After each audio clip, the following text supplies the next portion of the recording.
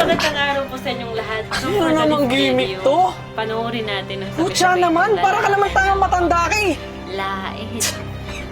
At hindi niya alam, yung nilalait niya Sir, ay ano magulang naman, sir? pala ng nililigaw. Regalo pa sa akin ng anak ko yan eh. Panoorin natin ang sabay-sabay ito.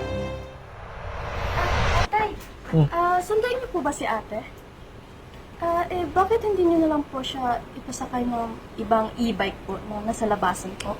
Susundin ko nga ate mo. Kaya ko pa naman, asikasuhin kayo. Balay mo, di ba? Meron niyo akong matulungan dyan sa pagpapasada.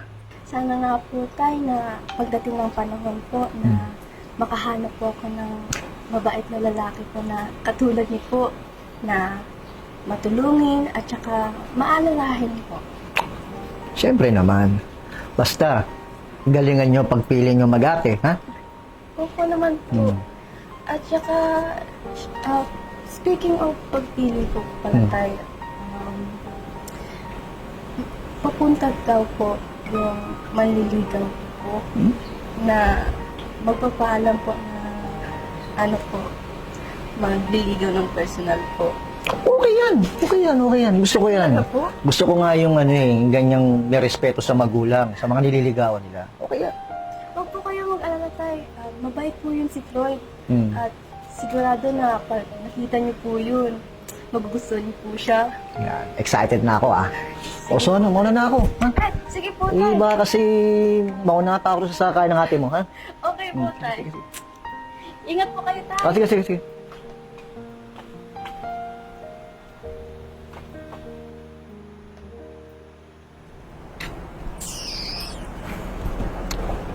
Oy, dito ba yung sakayan palooban? Excuse me? Di ka ba nakakaintindi, miss? Tinatanong ko kung dito yung sakayan palooban. Ay, oo. Pwede kang maghintay ng e-bike dito papasok. Pila ka na lang.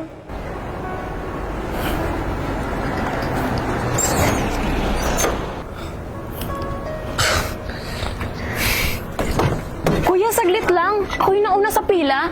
Eh, ang bagal mo kumilos eh. Ngitian pa kayo ng ngitian. Hindi niya alam, may pamilya Bastos pala mo yun. naman. Tinulungan naman kita. At sinagot ko ng maayos nung nagtanong ka. Tapos ganyan ka umasta. Hoy, miss. Wala akong pakialam kung anong tingin mo sa akin. Importante yung pupuntahan ko kaya manahimik ka dyan. Tara nga, tay. Nakaya mo na lang, ha? Babalikan na lang kita mamaya agad, ha? Kaya mo na lang. Ah, so magtatay pala kayo. Oh, narinig mo sinabi ng tatay mo. Mag-antay ka na lang dyan. Tay, tara na. Nagmamadali pa kasi ako eh.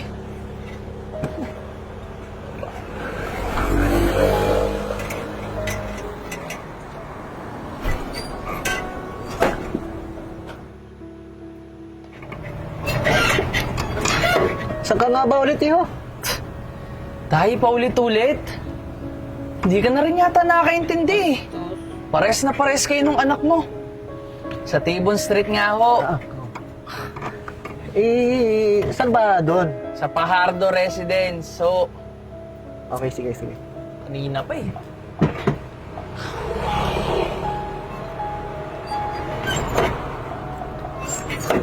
Oh! Oh, ano nangyari? Siraan ka na. Ano na namang gimmick to? Pucha naman, para ka naman tayong matanda ka eh. Sir, ano naman, sir? Regalo pa sa akin ng anak ko yan, eh. Wala akong pakialam. Alam mo, imbis na makatulong ka, lalo ka pa nakabala. Hindi kita babayaran ah.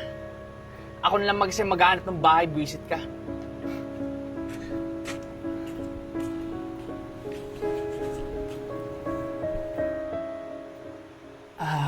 Sorry, nalate ako ah. Para kasing tangay na sakyan kong e-bike eh. Di na makaintindi, sira-sira pa yung gamit. Hayaan mo na yun. Baka naman hindi sinasadya or ano.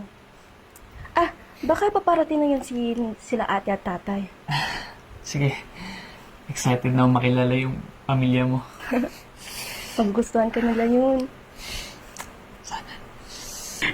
Alam mo naman yung tayo, di ba?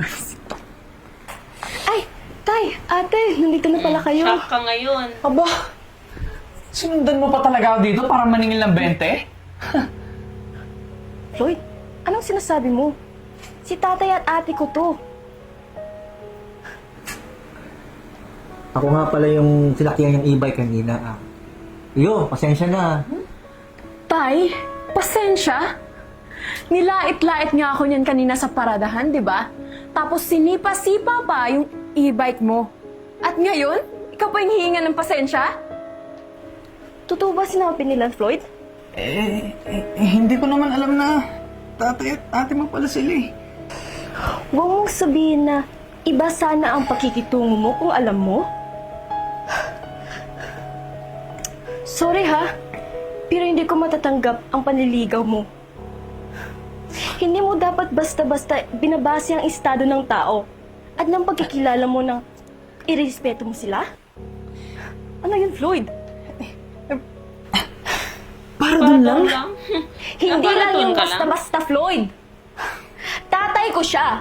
Ang regalo namin magkapatid ng e-bike para sa kanya. Ano yun, Floyd? Hindi ako makapaniwala. Kaya ko naman umintindi. Tsaka, humingi ng kumanin. Tama na. Huwag ka nang magbait-baitan pa. Ay, hindi namin kailangan yan. Dahil alam na namin ang totoo mong pang-uugali. Saka pwede ba? Pwede ka nang umalis. Alis! Umalis ka na dito, Floyd. Kaya alis. Ate, tayo pa lang ba kayo?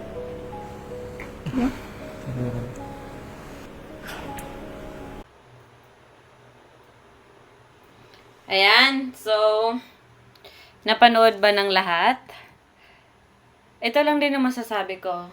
Sa panahon ngayon, ito yung kadalasan sa mga kabataan na wala ng respeto. No? Tandaan po natin, sabi pa nga, papunta pa lang tayo, sila pabalik na. Respeto natin kahit hindi natin sila kilala. At huwag tayong mamili sa mga tao na re-respeto lang natin. Matanda man o bata, respeto natin sila. Kasi pare-pareho tayo may nararamdaman, may puso tayo eh. Kagaya sa video na to, no?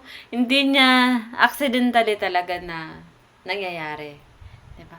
Pero kung may respeto ka, may paggalang ka, hindi mo dapat yung gagawin sa tao, lalo pa kung naghahanap buhay. Kaya sana marami kang natutunan sa video na to. No, mga kabataan ngayon, wala nang respeto, wala nang galang. Kaya, huwag mo kalimutan i-share itong video na to kung nagustuhan mo. And, follow mo na din ako. And see you on my next video. Have a good day.